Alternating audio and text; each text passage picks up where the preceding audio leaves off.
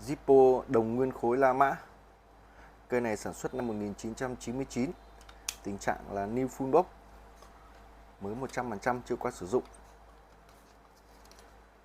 Bên trong vẫn còn giấy tờ theo kèm. Chủ đề con dấu của Tổng thống Mỹ, khắc con đại bàng to bản ở giữa. Đây là khắc zin của hãng Zippo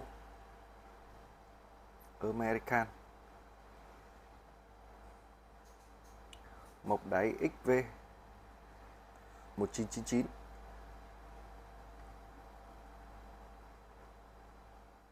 Mới 100%, chưa qua sử dụng. Tình trạng của cây này là đẹp hoàn hảo nhé. Sử dụng ruột vàng La Mã theo kèm.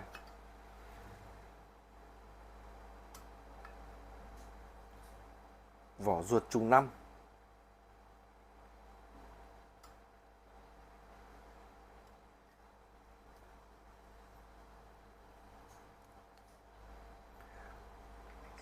Lót một miếng ni lông cho rút ra rút vào, ruột nó đỡ bị xước.